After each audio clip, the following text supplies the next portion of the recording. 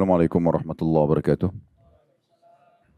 Alhamdulillah, tidak pernah berhenti lisan kita memuji dan memuja Allah Subhanahu wa taala atas segala nikmat yang dilimpahkan kepada kita, terutama nikmat Islam dan iman yang dengannya kita jadi mengenal siapa pencipta alam semesta ini, termasuk pencipta diri kita sendiri, dan akhirnya kita punya tujuan dan panduan serta tuntunan hidup.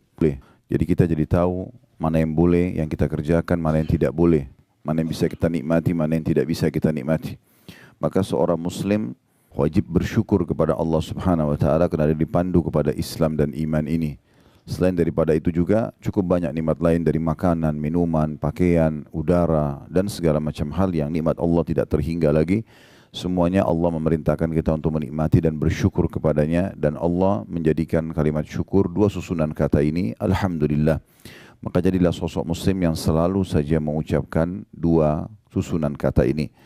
Selanjutnya kita panjatkan salam hormat kita kepada utusan Allah Nabi besar Muhammad sallallahu alaihi wa ala alihi wa sahbihi wasallam, sebagaimana Allah telah perintahkan kita untuk mengucapkan salam hormat kepada beliau, dan juga tentunya berharap balasan yang telah Allah janjikan, yaitu mengucapkan satu kali salam hormat akan dibalas oleh Allah Subhanahu wa taala dengan 10 rahmat, dan rahmat Allah meliputi segala sesuatunya, pengampunan dosa, peninggian derajat, pemenuhan kebutuhan dan solusi dari permasalahan-permasalahan hidup.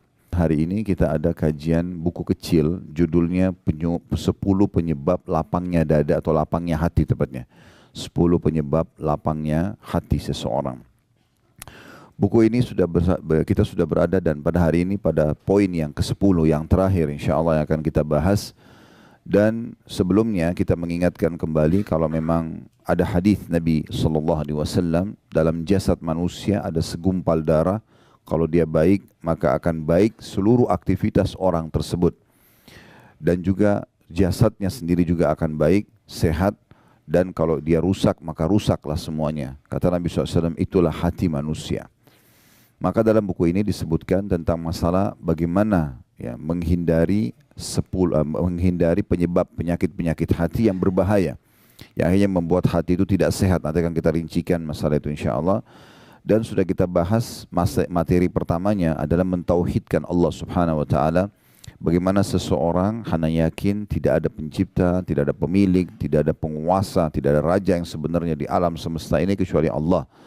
Dengan pondasi dasarnya kalimat la ilaha illallah, tentunya la ma'budu bihaqqin illallah, tidak ada Tuhan yang berhak disembah kecuali Allah, sesuai dengan makna hakikinya. Maksudnya benar-benar bukan hanya ucapan lisan, tapi akalnya memikirkan, hatinya merenungi, dan anggota tubuhnya mengaplikasikan ketaatan kepada Sang Pencipta Allah. Kemudian yang kedua, yang pernah dibahas dulu ini sudah saya cuma reviewkan daftar isinya saja, berprasangka baik kepada Allah. Ini salah satu yang melapangkan dada seseorang, karena apapun takdir Allah Subhanahu wa taala pasti terjadi dengan hikmahnya. Kita suka atau tidak suka. Misalnya sehat, kita suka. Sakit, kita nggak suka. Tapi kita selalu bersangka baik kepada Allah Subhanahu wa taala. Allah tidak datangkan penyakit tersebut kecuali dengan hikmah-hikmahnya, dengan tujuan-tujuan yang baik. Karena kalau orang itu, salah satu hikmahnya, kalau orang sehat terus tidak pernah sakit, maka dia tidak akan tahu nilai kesehatan itu. Tapi dengan adanya sakit, dia jadi tahu, oh ternyata kalau saya sehat dulu itu besar sekali nikmatnya. Ternyata setelah saya sakit ini, saya baru tahu nilainya. Contoh misalnya, orang mungkin tidak terlalu melihat nilainya minuman atau air dingin. Tapi pada saat dia sakit, dia meriang, kemudian di depan dia ada orang yang minum air dingin, yang biasanya mungkin dia bisa minum di saat dia sehat. Dia baru tahu betapa besarnya nilai air dingin tersebut, dan betapa nikmatnya dia kalau mengkonsumsi itu misalnya. Dan ini ditarik dalam setiap masalah dalam kehidupan kita tentunya. Allah Subhanahu wa taala menakdirkan ujian-ujian kayak penyakit, Allah takdirkan gangguan orang, Allah takdirkan adanya peperangan, Allah takdirkan segala macam itu. Tugas seorang muslim kalau ingin hatinya bersih, maka dia bersangka baik. Pasti terjadi dengan hikmah Allah Subhanahu wa taala. Bahkan yang terjadi di Palestina pun sekarang, walaupun hati kita rasanya tersayat-sayat dengan kejadian ini, tapi seorang mukmin yang hatinya dipenuhi dengan ilmu dan iman sangat yakin pasti ada satu rahasia yang Allah inginkan bagi orang-orang itu. Di antaranya yang paling nyata kalau seseorang sudah belajar agama adalah Allah memilih mereka menjadi para syuhada. Masalah prosesi kematian sebagai orang yang di medan perang, semuanya memang pasti serem. Hamzah ditusuk, dadanya dilempar tombak, kemudian dimutilasi, dipotong hidungnya, ya, kemudian dibelah dadanya, dicoba dikeluarkan jantungnya. Itu pemandangan yang luar biasa dari paman Nabi SAW. Waktu Nabi lihat, Nabi sempat meneteskan mata, menangis waktu dia di kancah peperangan. Tetapi Nabi SAW pada saat itu menerima wahyu langsung, dan beliau sampaikan kepada para sahabat, kalau aku diperlihatkan Hamzah di saat ini sedang bertelekan di dipan-dipannya di surga. Artinya kondisi fisik itu bukan menjadi tolok ukur orang ini menderita atau tidak. Mungkin di mata kita yang masih hidup menderita, tapi secara teori agama tidak. Memang begitu prosesinya orang kalau mati syahid, gitu kan. Makanya umumnya hadis-hadis Nabi SAW menyebutkan tentang mati syahid itu, nanti dari tubuh dia yang keluar darah itu akan mengeluarkan bau yang lebih wangi dari kasturi nanti pada hari kiamat. Keluar dari darahnya itu sendiri. Dan itu yang akan membuat para syuhada bangga.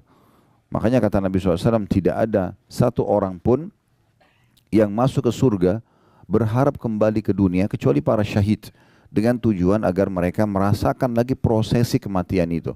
Jadi prosesi dipenggal lehernya, prosesi ditusuk, begitu dalam hadis. Kalau Bapak Ibu kembali kepada hadis-hadis, semuanya membahas masalah itu. Jadi semua itu subhanallah dengan hikmah-hikmah Allah Subhanahu wa taala, ya.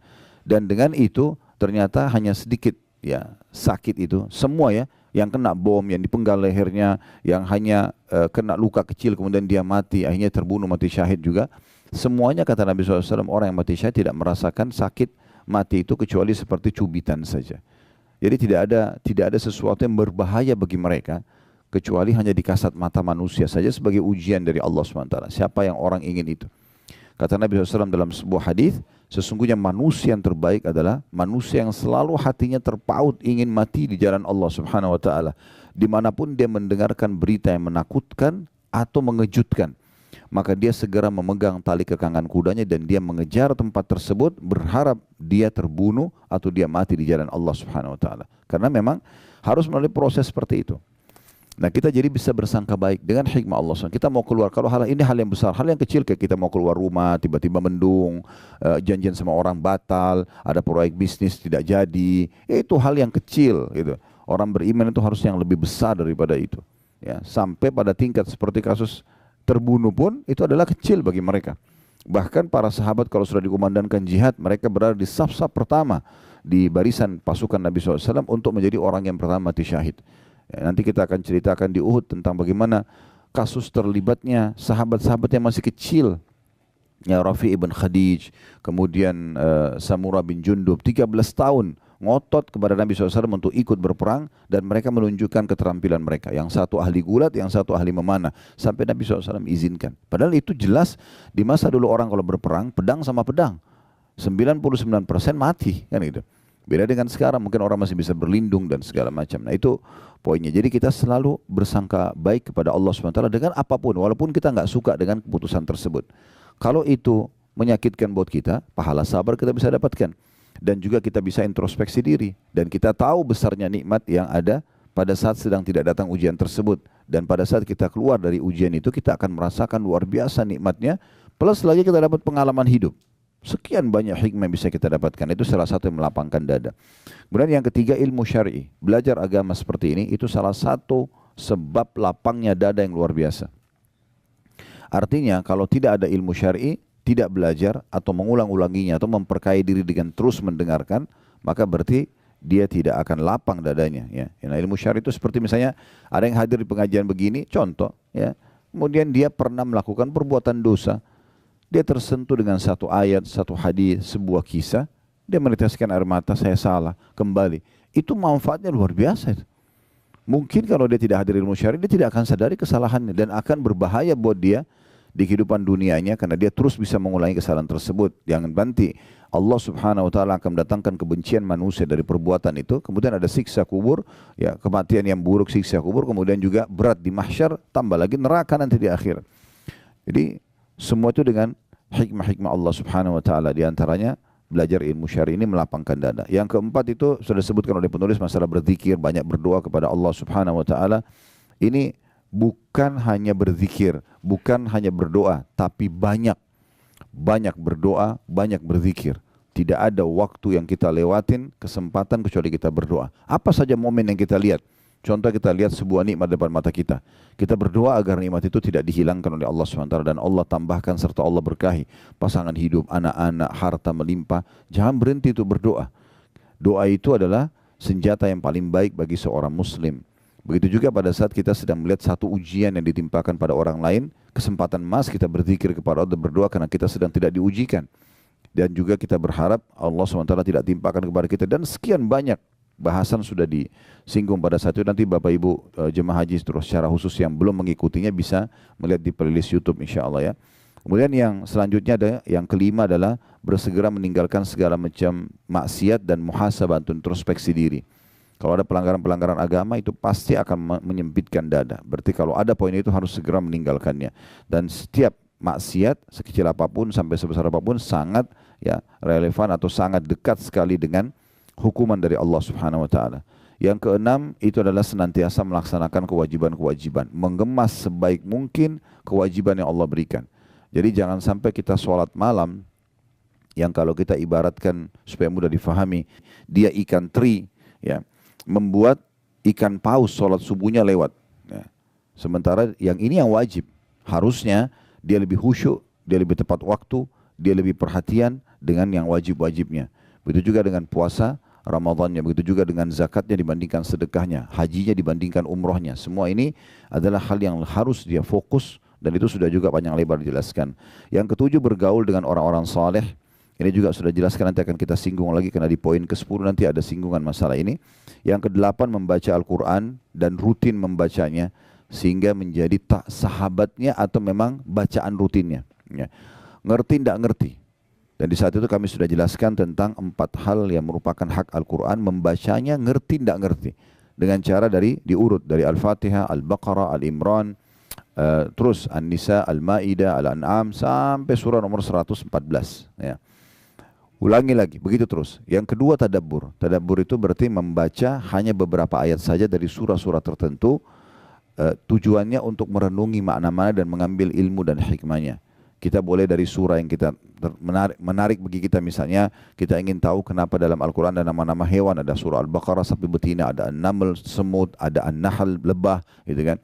Ini semua ada Al-Fil gajah. Kenapa Allah SWT menamakan ini? Lalu kita tadabburi, kita baca pendapat para ulama, kita baca terjemahannya, tafsirnya, sebab turunnya ayat itu kalau ada. Semua ini akan menambah kepada kita iman kepada Al-Quran. Yang ketiga menghafalnya.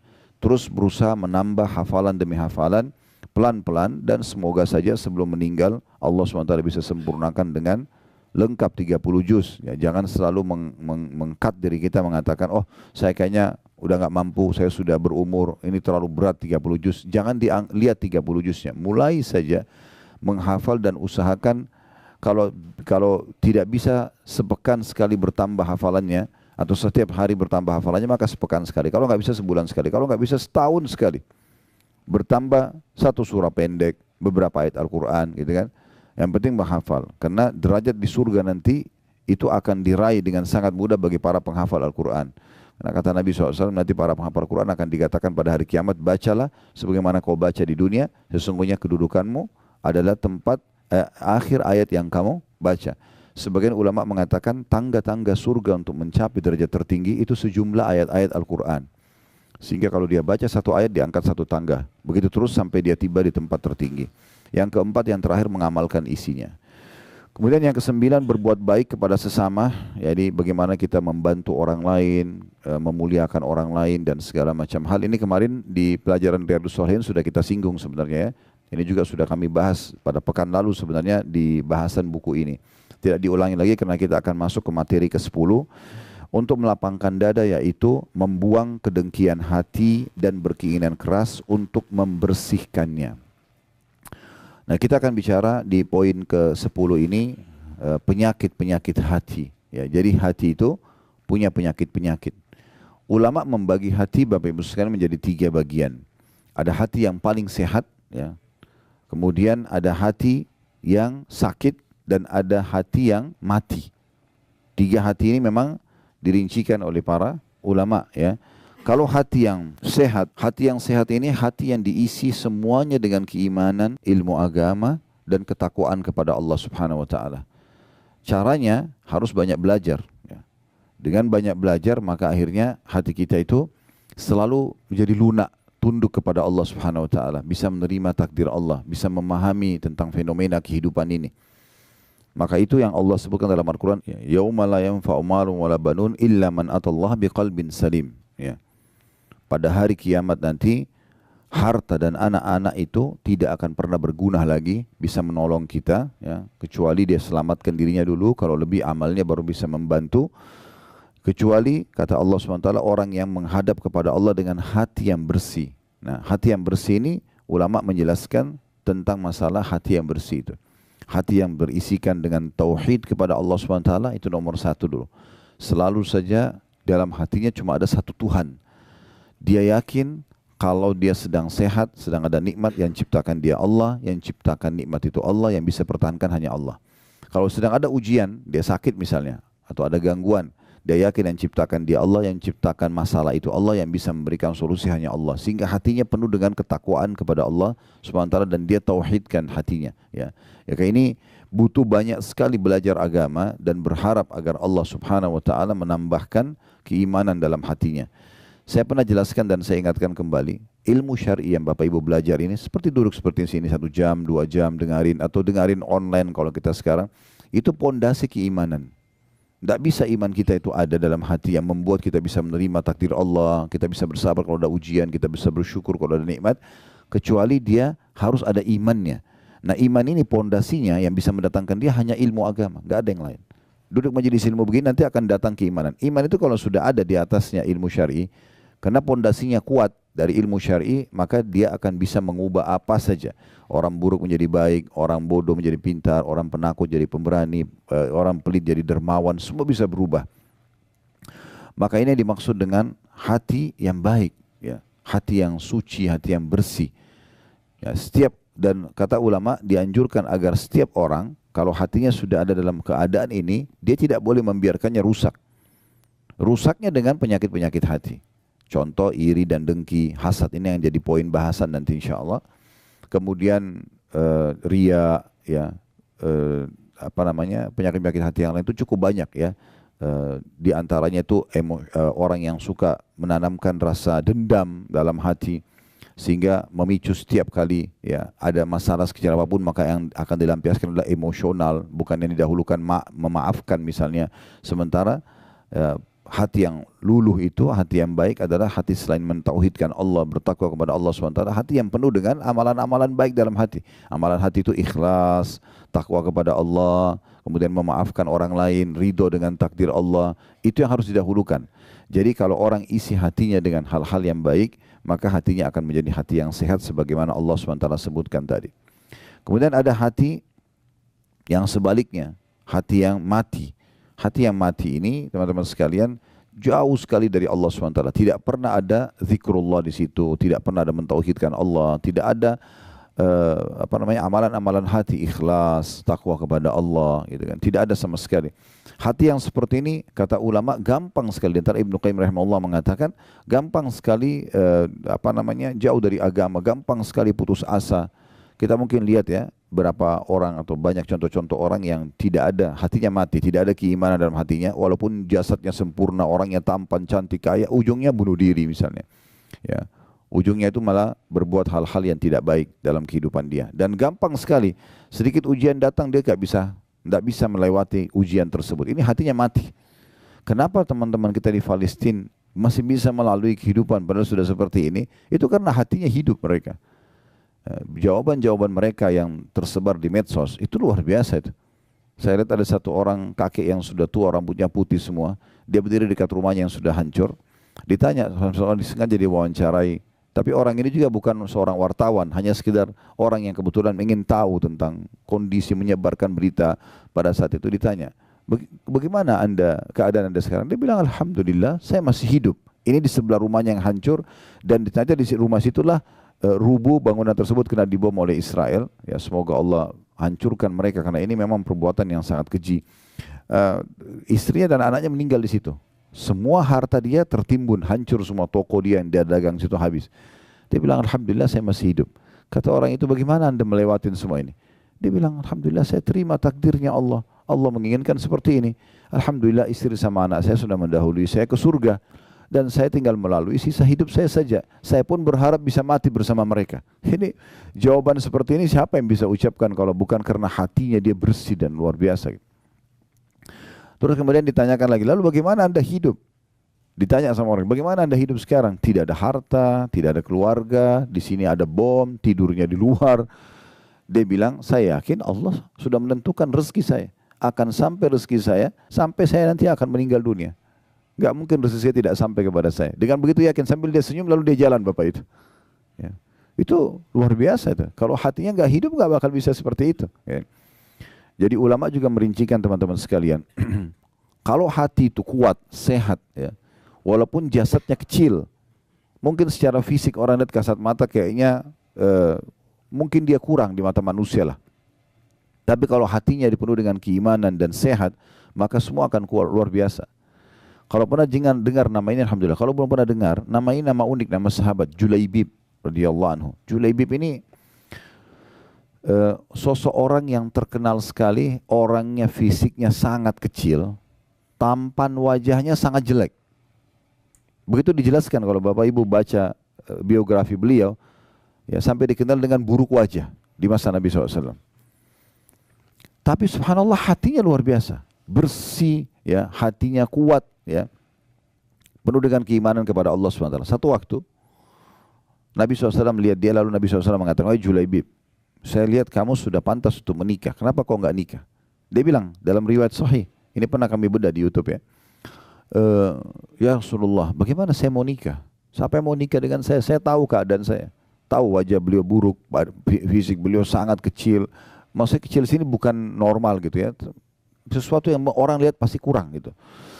Maka Nabi SAW mengatakan, saya akan nikahkan kamu insya Allah. Ikutlah sama saya. Ikut. Nabi SAW datangi rumah seorang dari orang Ansar. Yang memang hati mereka juga hati yang diisi dengan keimanan. Terkenal memiliki seorang anak gadis yang cantik dan salihah. Maka Nabi SAW bilang, setelah salam mereka kaget lihat Nabi datang. Mereka sambut dengan meriah. Lalu kata Nabi SAW, setelah salam kami punya hajat dengan kalian. Bahasa ini biasanya orang di masa itu menggunakan bahasa santun kalau ingin melamar. Kami punya hajat dengan kalian, maksudnya kami ingin menikah gitu. Mereka dengan sangat gembira, selamat datang ya Rasulullah, karena mereka pikir Rasulullah akan nikah dengan anak mereka. Kata Nabi SAW, bukan buat saya tapi buat Julaibib. Begitu menyebut Julaibib, oh Julaibib terkenal di Madinah, ya tampangnya buruk segala macam. Maka mereka mengatakan, kalau Julaibib kami akan tanya anak kami dulu, karena anak perempuannya lagi ada di dalam. Subhanallah, anak perempuan ini dengar. Maka dari belakang dinding kamarnya, perempuan itu, anak perempuan mengatakan, wahai ayah dan ibuku, apakah kalian berani untuk menolak lamaran Nabi SAW? Ini lamaran Nabi. Terima lamaran dan nikahkan saya sama Julaibib yang telah Nabi pilih. Maka dinikahkan, subhanallah, perempuan ini sempurna secara fisik, nikah sama orang yang kurang. Apa yang terjadi? Baru berapa bulan saja, berapa waktu mereka berjalan menikah, terjadi perang Uhud. Kemudian setelah itu, ya, Julaibib terbunuh mati syahid. Waktu ditemukan di medan perang, Julaibib itu orangnya sangat kecil fisiknya, tapi ditemukan dia mati syahid. Di sebelahnya ada 7 atau 8 orang kafir Quraisy yang terbunuh di tangan dia. Jadi bukan masalah fisik yang kuat, yang besar saja. Kalau tidak diikuti dengan hati yang sehat, gak bisa. Tapi kalau hati yang sehat itu luar biasa. Dia bisa menguatkan orang, bisa melalui permasalahan-permasalahan hidup dengan mudah, bisa bersyukur dengan luar biasa gitu. Itu semua karena hati yang hidup. Berapa banyak orang teman-teman sekalian hanya dengan mendapatkan air dingin saja dia bisa meneteskan air mata karena lunak hatinya. Hatinya sehat. Tahu kalau ini nikmat besar. Apalagi kalau sudah nikmat-nikmat yang besar, dia bisa biologis yang halal, dia punya anak-anak, dia punya pekerjaan namanya harum. Oh, ini luar biasa ya. Nikmat yang luar biasa yang harusnya bisa kita tahu. Nah, kalau hati yang mati lawannya semua. Tidak ada rasa syukur, tidak ada isinya keimanan. Ya, banyak kasus orang bunuh diri, banyak kasus orang walaupun sudah kaya raya masih mencuri, walaupun ini dan itu. Tidak ada rasa syukurnya kepada Allah SWT. Semuanya serba kurang. Kemudian yang ketiga kata ulama adalah hati yang sakit. Hati yang sakit ini, hati yang ada bibit keimanan, tetapi dia campurkan dengan penyakit-penyakit hati. Nah, kalau orang seperti ini harus segera dia taubat kepada Allah SWT dan dia bersihkan hatinya dengan banyak beribadah kepada Allah SWT sehingga keimanan memenuhi hatinya dan akhirnya mengeluarkan semua penyakit-penyakit hati tersebut. Jadi misalnya dia sholat, iya, dia puasa, iya, dia kerjakan ketaatan, tapi sisi lain dia masih iri pada orang, dia masih suka dendam sama orang, dia masih suka mencari-cari kesalahan orang lain, masih berat untuk memaafkan dan seterusnya. Ini semua adalah hati-hati yang harusnya diobati tentunya, hati-hati yang harus diobati. Baik teman-teman sekalian, kita akan masuk ke poin bahasan kita tentang masalah hasad. Salah satu penyakit hati ini adalah hasad, iri, ya. Nah, ini yang akan membuat dada itu sempit. Maksudnya adalah hasad itu tidak bisa melihat satu kelebihan pada orang kecuali dia cemburu. Kenapa orang ini begitu? Kenapa dia tampan, kenapa dia cantik, kenapa dia pintar, kenapa dia kaya, kenapa ini, kenapa itu, kenapa dia nikah sama itu, kenapa dia punya anak sekian orang, kenapa anaknya bisa lulus, kenapa. Semuanya pertanyaan kenapanya adalah iri melihat keadaan orang. Dan ini penyakit hati yang luar biasa. Ya. Ini dalam Islam dilarang. Karena Nabi SAW menyebutkan dalam sebuah hadis, yang ini diangkat oleh Imam Madzabi rahimahullah, dimasukkan dalam hal-hal kategori dosa besar. Ya, hati-hati kalian dengan hasad, iri yang seperti ini, karena dia akan memakan pahala kalian, amal soleh kalian sebagaimana api membakar kayu bakar. Jadi pelan-pelan akan hilang. Kenapa hilang? Karena kalau kita hasad pada orang, kita berharap nikmat itu hilang dari dia. Maka dengan itu secara otomatis kita sudah mempersiapkan amal kita untuk dibayar kepada dia. Kan itu. Berapa banyak orang yang akhirnya tidak bisa tenang hidupnya karena semuanya penuh dengan iri dan dengki. Ya. Nah, ini yang dilarang oleh ulama. Menurut jumhur ulama, bahwasanya hasad yang haram ini itu adalah iri yang diikuti dengan berharap hilangnya nikmat dari orang lain. Nikmat ini bisa berupa harta, kedudukan, ilmu, kelebihan fisik, keturunan, atau apa saja di sekitarnya. Dan ini disebutkan oleh Syekh Utsaimin rahimahullah dalam buku beliau Syarah Al-Arba'in An-Nawawiyah. Ya, ini di halaman 368. Dan jumhur ulama juga menukil atau mengungkapkan tentang masalah hasad itu seperti apa. Di antaranya ada salah satu ulama yang bernama Syekh Mustafa Al-Adawi. Hafizahullah, beliau mengatakan al-hasadu huwa tamanna zawalin ni'ami an sahibiha. Hasad itu yang dilarang adalah karena seseorang menginginkan hilangnya nikmat yang ada pada orang lain. Dia selalu merasa cemburu kenapa orang itu diberikan, kenapa saya tidak diberikan. Kenapa dia menikah sama orang itu, kenapa bukan sama saya. Kenapa orang itu punya anak sekian, kenapa saya tidak. Kenapa orang itu punya jabatan itu, kenapa saya tidak. Dan seterusnya. Dan dia berharap nikmat itu hilang dari dia. Jadi misalnya kalau orang itu sakit kah, dipecat di jabatannya kah, dia gembira sekali. Nah seperti itulah. Nah ini yang dimaksudkan dengan penyakit hati yang berbahaya sekali. Karena pasti dia akan menyempitkan dada di saat orang itu tidak hilang nikmat darinya. Misalnya orang itu tetap malah ketampanannya, kecantikannya tetap terjaga, hartanya tetap terjaga, jabatannya terjaga, maka dia akan terus dongkol ya hatinya karena memang tidak bisa menerima kejadian tersebut. Kemudian Ibnu Taimiyah juga mengatakan al-hasadu huwal bughdu wal qarahatu lima yarahu min husni halil mahsud. Hasad adalah membenci dan tidak suka terhadap keadaan baik yang ada pada orang yang dihasati. Ya. Itu kurang lebih gambaran ulama tentang definisi hasad itu sendiri. Dan larangan hasad cukup banyak. Dari dalilnya berhubungan dengan masalah ini tidak dibolehkan. Di antaranya hadis ya, yang sahih diriwayatkan oleh Imam Muslim nomor 2564 dari hadis Abu Hurairah radhiyallahu anhu bahwasanya Nabi SAW bersabda, la tahasadu. Larangan pertama, jangan saling hasad atau iri dan dengki. Wala tanajashu, dan jangan saling menyakiti dalam transaksi jual beli. Cocok beli, nggak cocok ya sudah, nggak usah dijatuhkan atau jelek-jelekan. Wala tabaghadu, dan jangan juga kalian saling benci. Wala tadabaru, jangan kalian saling mendiamkan atau memusuhi, musuh-musuhan ya. Ya tidak saling ngobrol, tidak saling tegur-teguran. Wala yabi' ba'dukum ala bai'i ba'd, dan jangan juga seseorang dari kalian bertransaksi atau jual beli di atas transaksi saudaranya. Wa kunu ibadallahi ikhwana, jadilah semua hamba-hamba Allah bersaudara. Al-muslimu akhul muslim, seorang muslim adalah saudaranya muslim yang lain. La yadhlimuhu, tidak boleh dia menzaliminya. Wala yakhdhuluhu, dan tidak boleh dia menelantarkannya, membiarkannya dalam kondisi ya, tidak dipenuhi kebutuhan padahal kita mampu, ya. Wala yakdzibuhu, dia tidak boleh berdusta atau membohonginya. Wala yahkiruhu, tidak boleh dia menghinanya. At-taqwa hahuna wa yushiru ila sadrihi sallallahu alaihi wasallam thalatha marrat. Lalu beliau mengatakan ketakwaan itu ada di sini. Untuk menerima perintah yang saya sampaikan ini, pesan yang saya sampaikan ini dari Allah, kata Nabi SAW, ada harus diikuti dengan ketakwaan, dan itu ada di sini. Beliau berikan isyarat di hatinya atau di jantungnya. Bihasbi imri'in minasyarr an yahkira akhahu muslim. Sungguh, kata Nabi SAW, cukuplah satu dosa yang sangat berbahaya bagi seseorang kalau dia menghinakan dan menjatuhkan saudaranya muslim. Kullu muslimin ala muslimin haram. Semua muslim terhadap muslim yang lainnya hukumnya haram. Damuhu, darahnya enggak boleh tumpahkan. Wa maluhu, dan hartanya. Wa irduhu, dan juga kehormatannya. Hadis yang mulia ini, teman-teman sekalian, itu luar biasa. Bagaimana banyak sekali pelajaran bisa kita ambil. Tapi yang uniknya, Nabi SAW memulai dengan kata-kata la tahasadu. Jangan kalian saling iri satu sama yang lain, ya. Bahkan dalam Al-Quran, dalam surah An-Nisa, Allah Subhanahu wa ta'ala menitik beratkan tidak boleh laki-laki sama perempuan saling iri, ya. Karena memang masing-masing sudah Allah berikan tugas dan memang ciptaan fisik yang berbeda, gitu. Sudah masing-masing jalankan tugas dengan baik. Gak boleh laki-laki iri, kenapa perempuan bisa hamil, saya gak bisa. Kenapa dia bisa melahirkan, gak bisa. Akhirnya kan dia operasi kelamin lah segala macam, ya.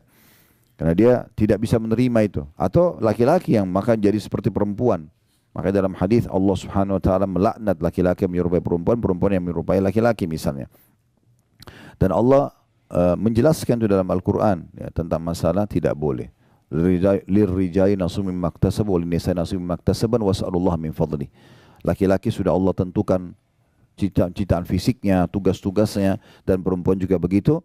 Dan tidak boleh saling, ya, cemburu satu sama yang lain. Atau Allah, wala tatamannu ma faddalallahu ba'dakum ala ba'd.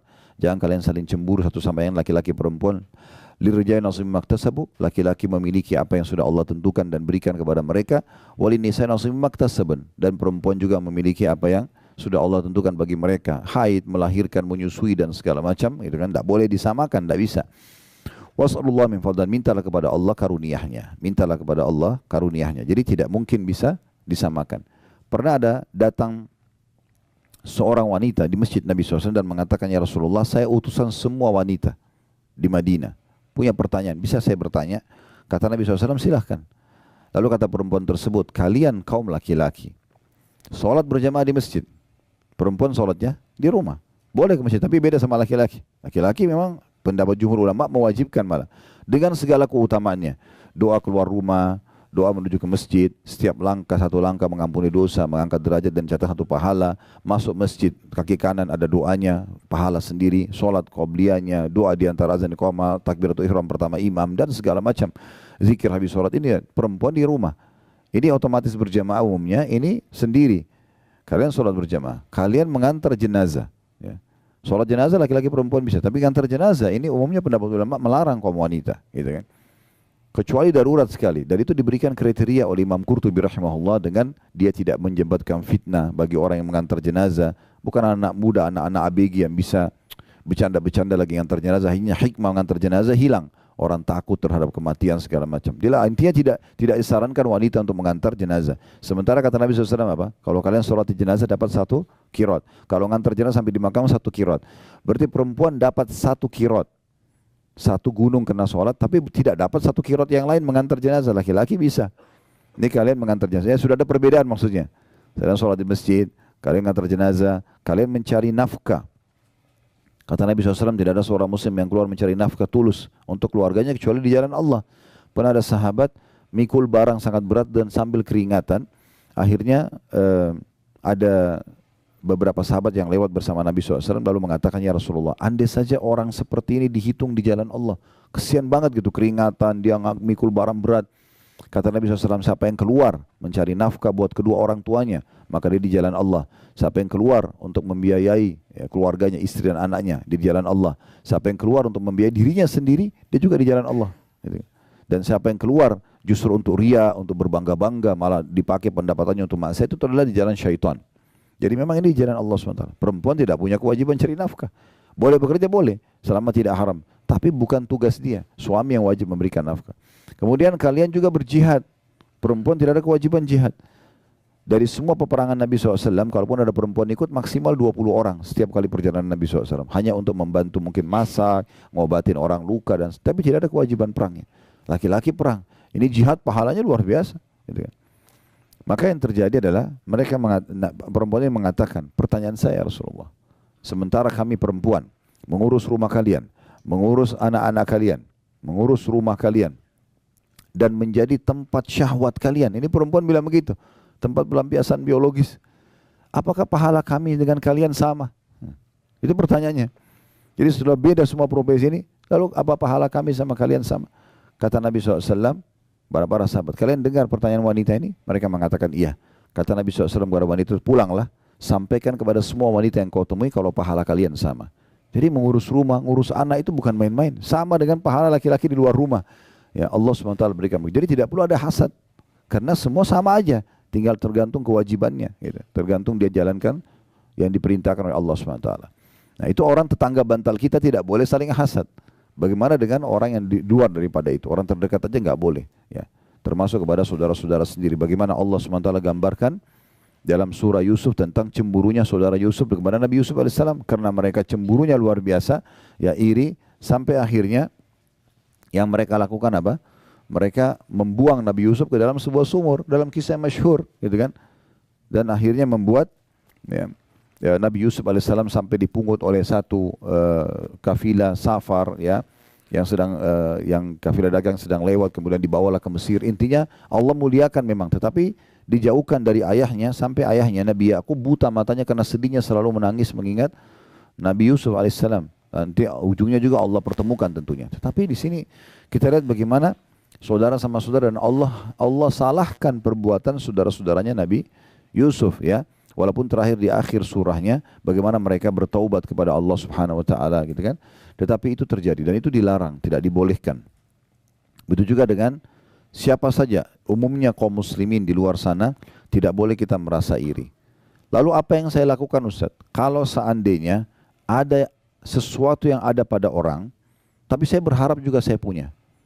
Itu kan sangat sensitif masalah hasadnya di situ, ya.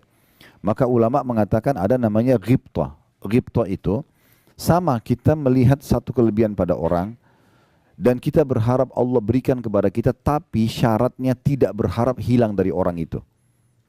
Misal contoh, dan ini tidak bentrok dengan sunnatullah. Sunnatullah itu apa? Misalnya Prof Huda Masya Allah tampan, saya berharap ya Allah minta wajah seperti beliau. Kan tidak mungkin, sunnatullah. Tidak bisa kan gitu. Tetapi yang bisa adalah yang tidak bentrok dengan sunnatullah, seperti harta, ya, kepintaran, gitu kan. Begitu keturunan yang mungkin lebih, ya, dan itu yang kira-kira tidak bentrok dengan sunnah, yang bisa kita dapatkan. Nah itu bisa ghibthah namanya. Ghibthah itu kita berharap agar diberikan juga kepada kita seperti orang itu, tapi ingat syaratnya tidak berharap hilang dari orang itu. Itu ghibthah. Itu yang sesuai dengan hadis Nabi SAW, la hasada illa fitnatain. Tidak ada hasad kecuali pada dua orang.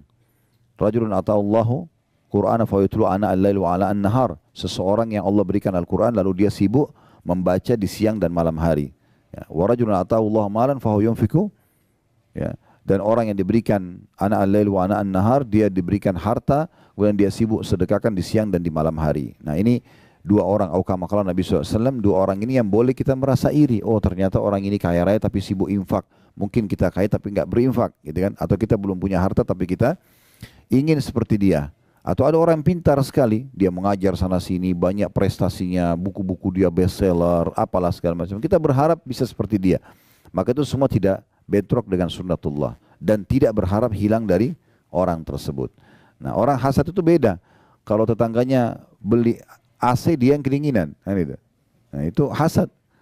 Tetangganya beli mobil, dia dongkol, kenapa beli mobil baru? Begitu tetangganya mundur tabrak pagar, syukurin tuh. Nah, karena memang dia tidak suka itu kan. Tapi kalau orang yang ghibthah beda. Orang itu baru beli rumah baru. Oh Masya Allah, berkahi dia ya Allah. Dan berikan saya lebih baik dari dia. Atau sama dengan itu boleh. Itu enggak masalah. Subhanallah, ada satu hal yang saya lihat dari teman-teman saya yang ada di sini di Saudi. Dan itu kayak sudah memasyarakat di sini.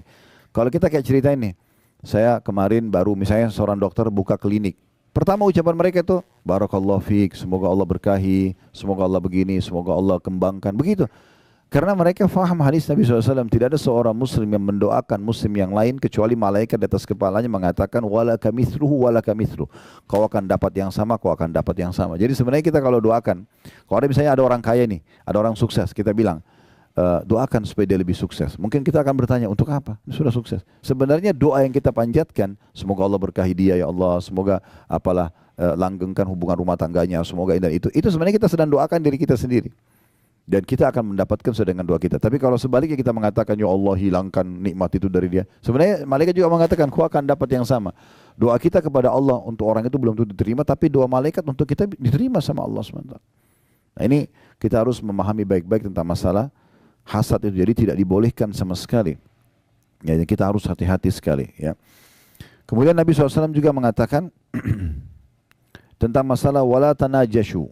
Dan jangan kalian saling menyakiti dalam transaksi jual beli. Ini juga sama nih penyakit hati kadang-kadang.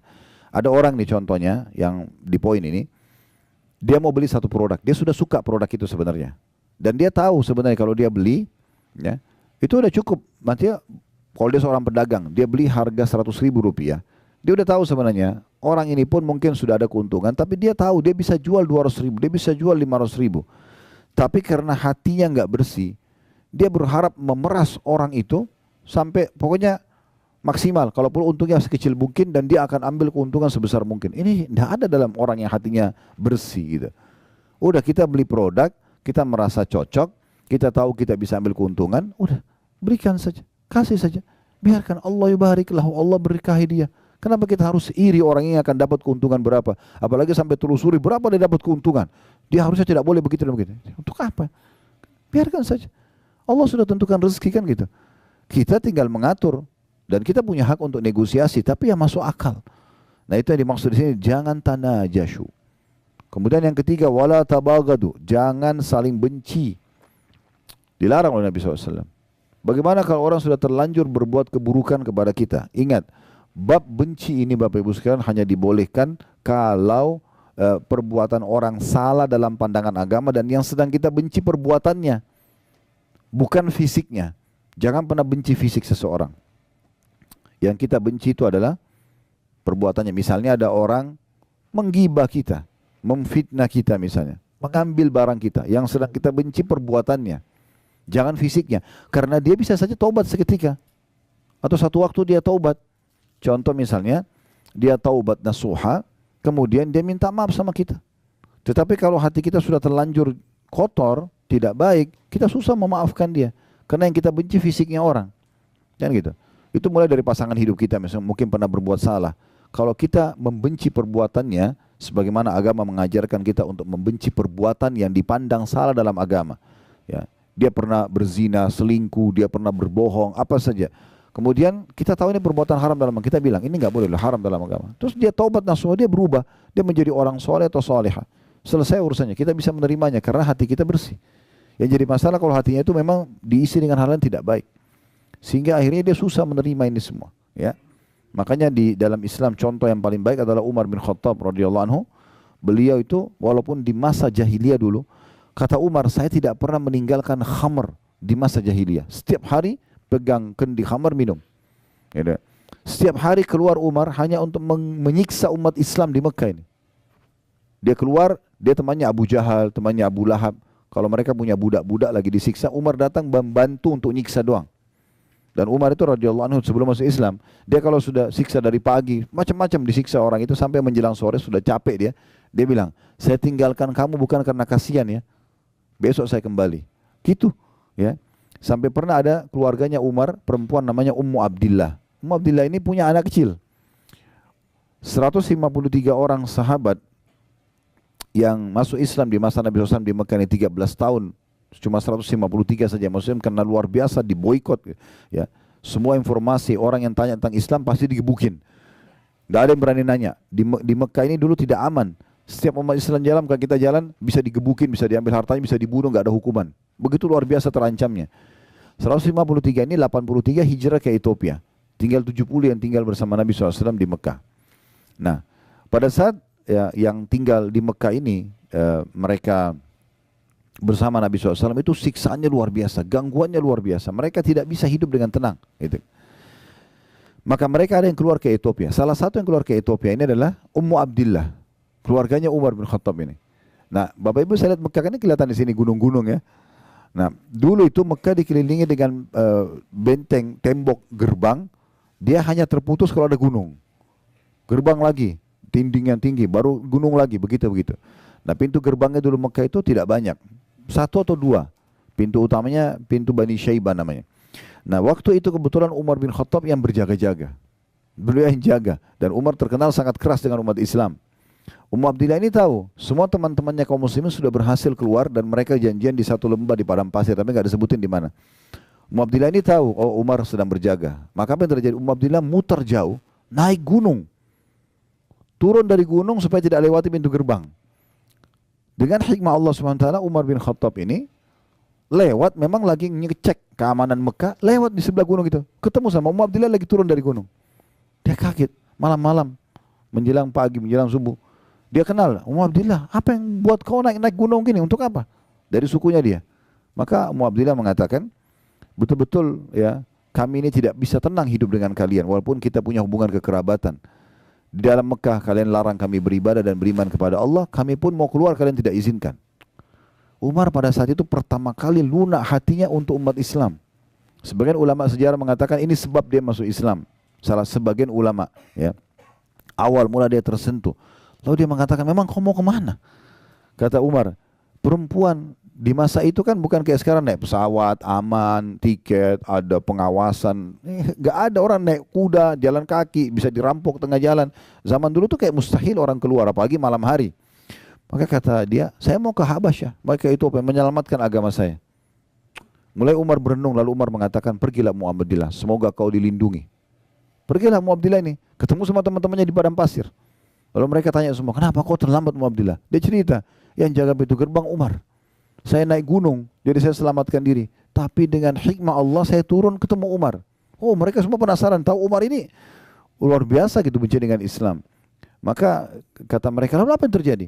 Umar mengatakan kepada saya, kau mau kemana? Saya ceritakan semua. Setelah saya ceritakan semua, dan Umar mengizinkan saya pergi. Bahkan Umar mengatakan, semoga kau dilindungi.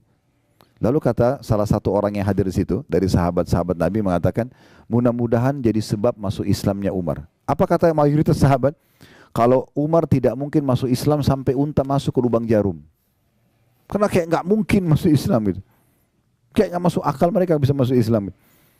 Lalu mereka diam semuanya. Subhanallah, betul. Beberapa hari setelah itu, Umar bin Khattab mendengar kekacauan, maksudnya bagi dia ini sudah kekacauan di Mekah.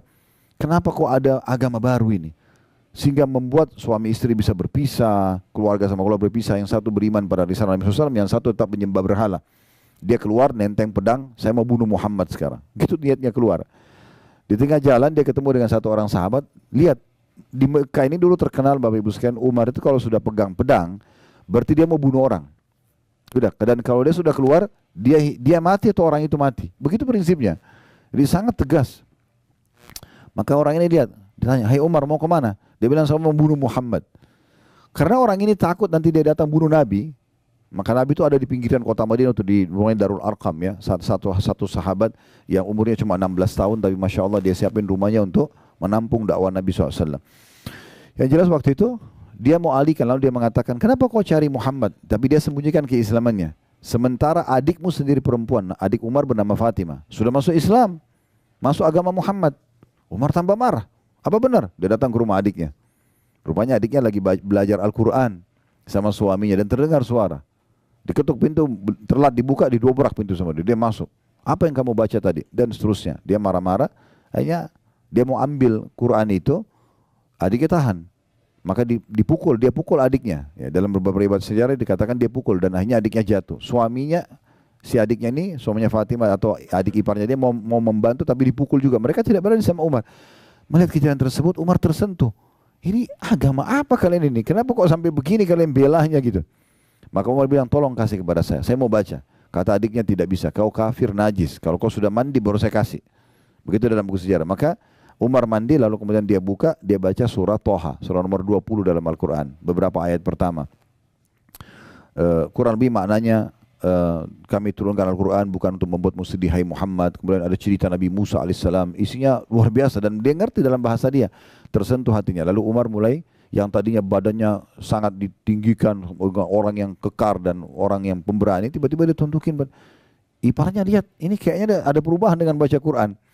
Maka tiba-tiba dia mengatakan, tolong tunjukkan di mana Muhammad. Lalu dipandulah sampai ketemu dengan Nabi SAW. Waktu dari jauh dia datang, dia masih pakai baju perangnya, dia masih pegang pedangnya. Maka sahabat yang lihat dari lantai 2-nya rumahnya Arqam ini, ya, melihat Umar datang. Semua sahabat ketakutan. Maka kata Hamzah itu, ya Rasulullah, saya yang hadapi dia. Ya, ada apa-apa? Mereka tidak tahu kalau mau masuk Islam. Ya.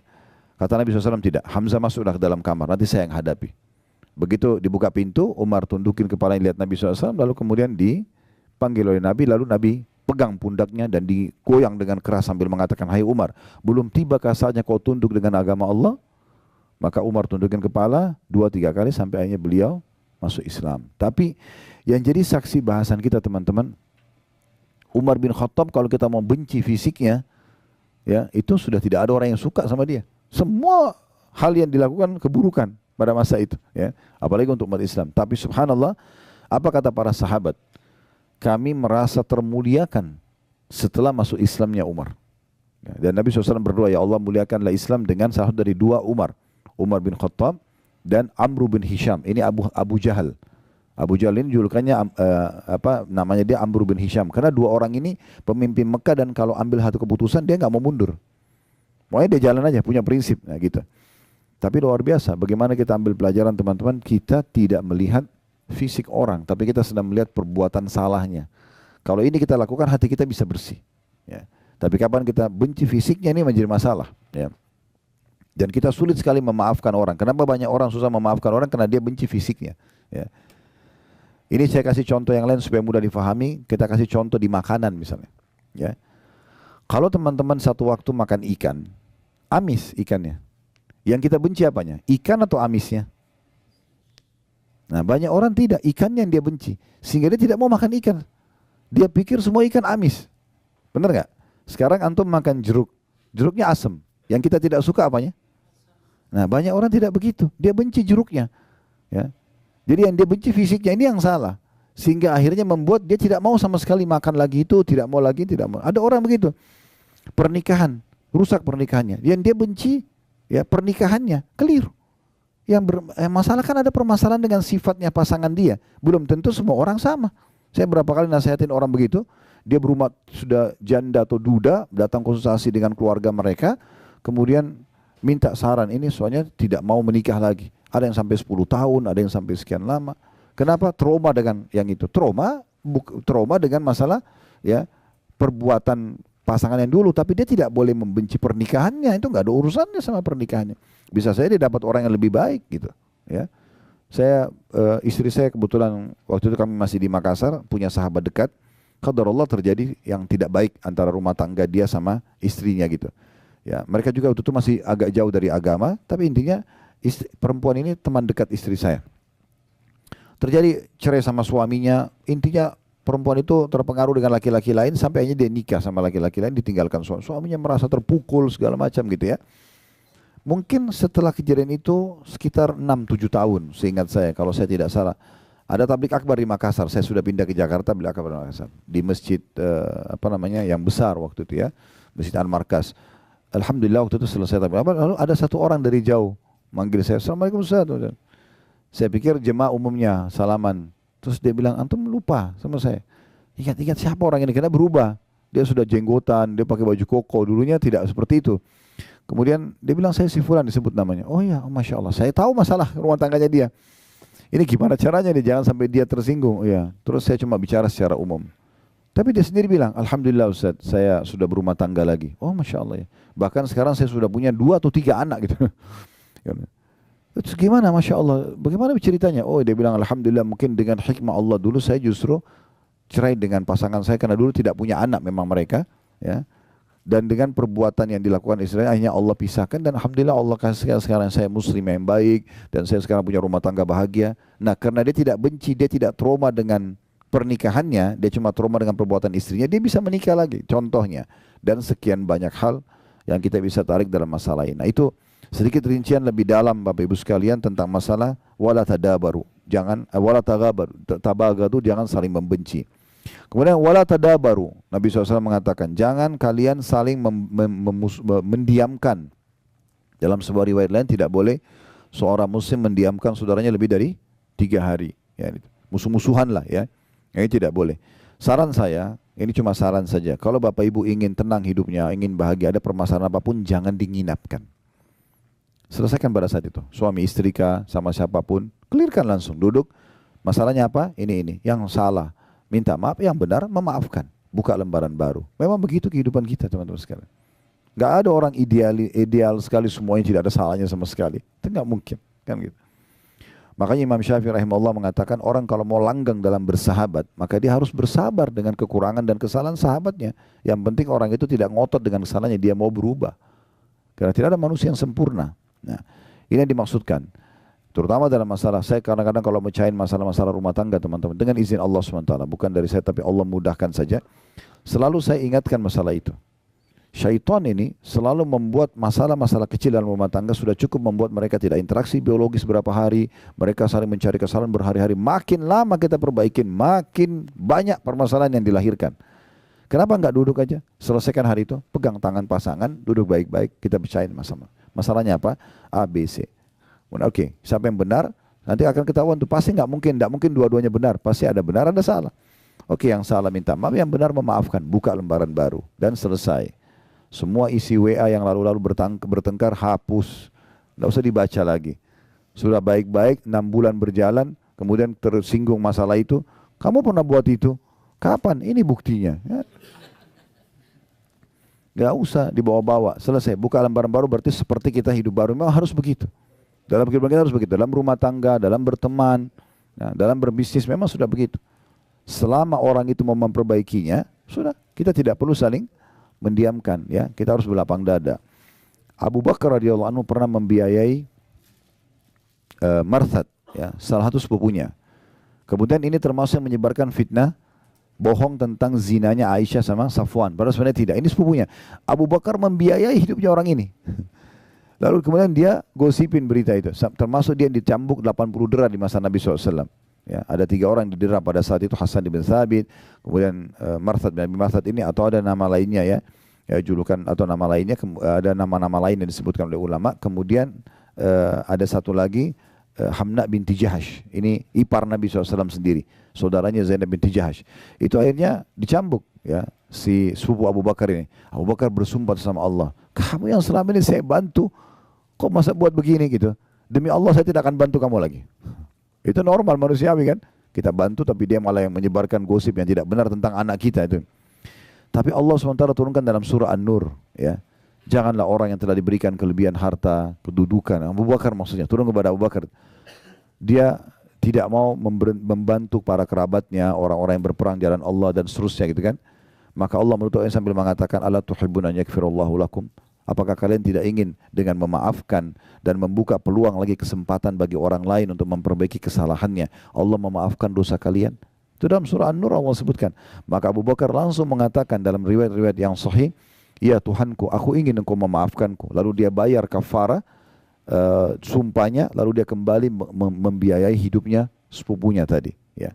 Tapi di sini tentu sepupunya dalam kondisi bertobat, mengakui kesalahannya ya. Maka di sini yang berarti yang dia benci bukan fisik, tapi dia benci perbuatan yang dilakukan tadi. Selama orang tinggalkan, selesai.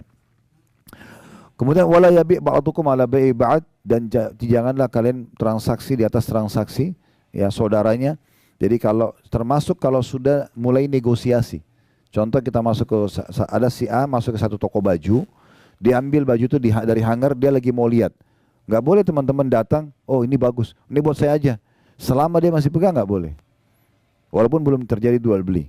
Kalau dia sudah batalin, ya dia batalin, dia taruh, memang dia sudah tidak ingin. Kita tahu orang ini mungkin masih ragu, dia masih mau pilih yang lain, baru kita bilang, ya ini sudah selesai, ya baru kita ambil, gitu. Ya. Itu begitu saya tidak boleh. Apalagi kalau orang sudah bayar DP, orang sudah transaksi, baru kita batalin dengan cara kita memberikan harga yang lebih mahal. Ini semua hukumnya haram. Transaksi sudah jadi hilang keberkahannya. Kemudian kata Nabi SAW, "Wa kunu ibadallah ikhwana." Jadilah hamba-hamba Allah yang semuanya bersaudara. Ya, kalau bersaudara berarti saling mendahulukan satu sama yang lain. Ingat kemarin kita singgung hadis Nabi SAW ya, dari Abu Sa'id Al-Khudri, di mana Nabi SAW mengatakan waktu lihat orang balik kiri kanan seperti orang butuh, kemudian Nabi bilang siapa yang punya kelebihan tunggangan bagi pada yang tidak punya, siapa yang punya kelebihan bekal berikan kepada yang tidak punya. Sampai kata Abu Sa'id, Nabi SAW sebutkan berbagai macam jenis harta sampai kami mengira tidak ada lagi kelebihan muslim terhadap muslim lain dari harta saudaranya. Seperti satu mobil itu punya kita semua sama-sama, rumah punya kita sama-sama, seperti gitu. Karena Nabi SAW suruh berbagi. Dan Abu Sa'id mengatakan menurut hadis kemarin kita singgung gitu ya, saya memiliki 1 ekor unta saja dan saya coba menampung 2 sampai 3 orang dan akhirnya saya membagi rata waktu penggunaan unta tersebut antara saya dengan saudara-saudara saya tersebut. Jadi memang luar biasa bagaimana Islam datang membangun ukhuwah ini ya. Kisah yang masyhur yang kita tidak asing lagi tentang Abdurrahman bin Auf dengan Sa'ad bin Ubadah radhiyallahu anhu. Sa'ad bin Ubadah memiliki setengah harta kebun kurma di Madinah, dia punya 2 orang istri. Ini bayangkan teman-teman, saya kadang-kadang kalau menyampaikan berulang-ulang kisah ini, saya bayangkan kalau saya di posisinya Sa'ad, begitu luar biasa susahnya ini. Sampai dia mengatakan, hai Abdurrahman, sebagai bentuk cinta saya kepadamu karena Allah, saya akan memperlihatkan, saya memiliki setengah kebun kurma di Madinah, punya saya akan bagi. Ya, anggap kalau kita di Jakarta punya perusahaan-perusahaan semua, ada ribuan perusahaan, setengahnya 500, misalnya 1000 perusahaan, 500 punya kita, bagi 250 perusahaan punya kamu langsung. Ini orang baru ketemu hari itu, baru disaudarakan dalam Islam, langsung dia mau berbagi. Tidak cukup sampai di situ. Saya punya 2 orang istri, lihat salah satunya, yang mana kau cocok, bukan yang tua.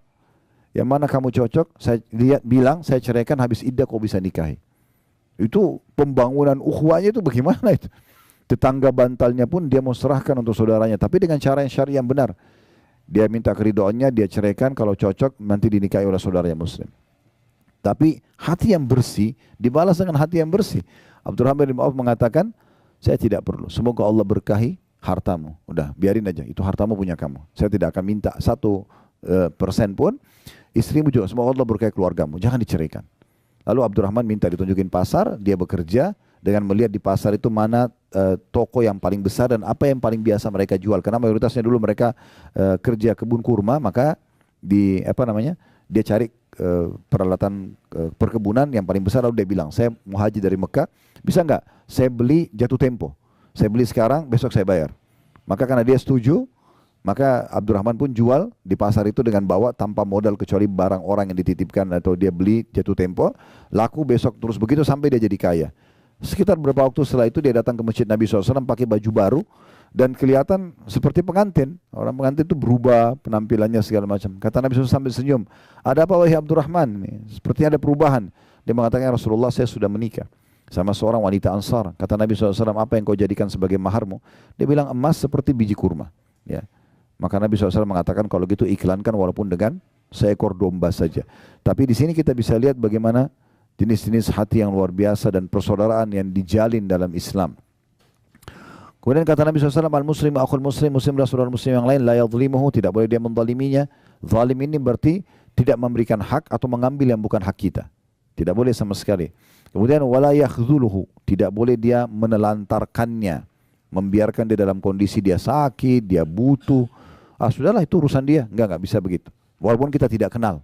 Ya, makanya sebagian orientalis, orang-orang non-muslim yang belajar Islam, pusatnya di Kanada, mereka punya kampus sendiri dan itu banyak melahirkan di tengah-tengah umat Islam orang-orang liberal, ya, yang memang pemahamannya kita sudah tahu di negeri kita pun ada, semoga Allah kasih hidayah semuanya, ya boleh, semuanya toleransi, semuanya segala macam, tidak ada batasan mana yang boleh, mana yang tidak boleh dalam agama Islam.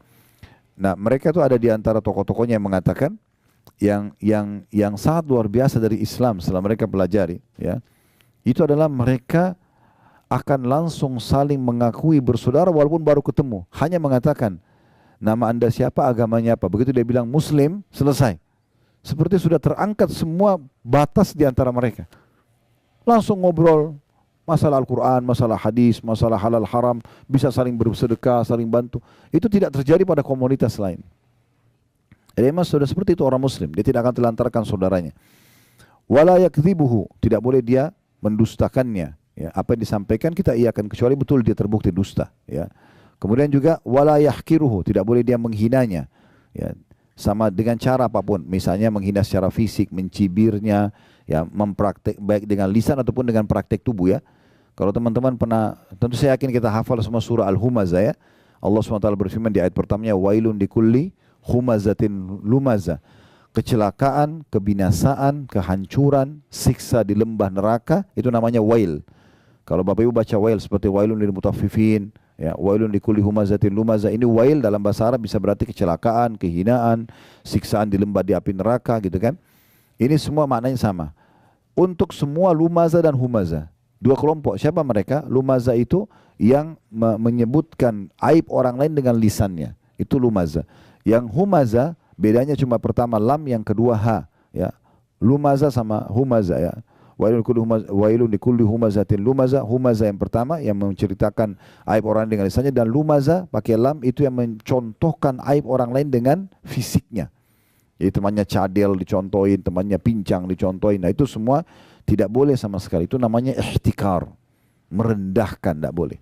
Nah Nabi SAW mengatakan, kalau seseorang antara kalian melihat apa yang tidak ada pada dirinya, ada pada diri orang lain, misalnya orang lain pincang, orang lain tuli, orang lain cadel, apalah kekurangan fisik yang tidak ada pada kita, kata Nabi SAW, siapa yang lihat sesuatu kurang dari seseorang dan tidak ada padanya, dia membaca, Alhamdulillahilladzi afani mimma btala bihi. Segala puji dan puja kehadiran Allah yang telah menyelamatkan aku dari apa yang diujikan pada orang ini, wa faddalani ala katsirin mimma khalaqa tafdila, dan mendahulukan aku dengan kelebihan yang banyak, kelebihan yang banyak. Maka dengan doa ini kata Nabi SAW, maka pastikan Allah tidak akan menimpakan dia apa yang diujikan pada orang tersebut. Jadi kita begitu, bukan malah kita menghina-hinanya gitu. Kemudian kata Nabi SAW, at-taqwa hahuna, ketakwaan. Untuk menerima semua ini butuh ketakwaan. Patuhan pada Allah ada di sini. Lalu beliau menunjuk dadanya 3 kali. Lalu beliau mengatakan, bihasbi imri'in min syarr an yahkira akhahu muslim. Sungguh dosa yang sangat berat seseorang itu menghina saudaranya muslim. Kullu muslim ala muslimin haram. Ketahuilah dan jadikan sebagai prinsip hidup kalian, semua muslim dan muslimah hukumnya haram. Darahnya enggak boleh ditumpahkan, hartanya enggak boleh diambil, dan juga kehormatannya enggak boleh dicoreng. Kehormatannya enggak boleh dicoreng. Baik, ini gambaran tentang masalah hasad itu sendiri. Saya akan coba bacakan sebagai penutup apa yang ditulis oleh penulis di poin ke-10, dan dengan ini tentunya buku ini alhamdulillah sudah selesai kita bedah, dan buku ini buku kecil, buku saku sebenarnya. Saya biasa kadang-kadang juga membedah buku-buku begini supaya tema tertentu habis, kemudian kita lanjut lagi ke tema yang lain gitu ya. Nah, kata penulis di sini tentunya dalam buku ini, dan buku ini ditulis oleh Darul Wahyin ya. Beliau mengatakan, hati yang bersih adalah sebab penting sebab penting yang menyebabkan kelapangan hati seseorang. Dan itu otomatis akan mendatangkan kegembiraan dan kebahagiaan untuknya. Saya ulangi lagi, hati yang bersih, bersih dari kesyirikan, dari maksiat, dari segala macam hal yang tadi sudah kita berikan rinciannya. Dan sudah kita rincikan lebih dalam lagi penyakit-penyakit hati yang dalam hadis baru saja kita jelaskan. Hati yang bersih adalah sebab terpenting yang menyebabkan kelapangan hati, yang akan mendatangkan kegembiraan dan kebahagiaan untuknya. Sementara dendam dan dengki adalah penyakit hati yang paling berbahaya dan pasti akan menyempitkan dada seseorang. Lalu kata beliau, Ibnu Qayyim rahimahullah mengatakan, di antaranya ya, ini perkataan Ibnu Qayyim nanti kita jelaskan lebih jauh. Bahkan ya, yang terbesar ialah membuang kedengkian dalam hati.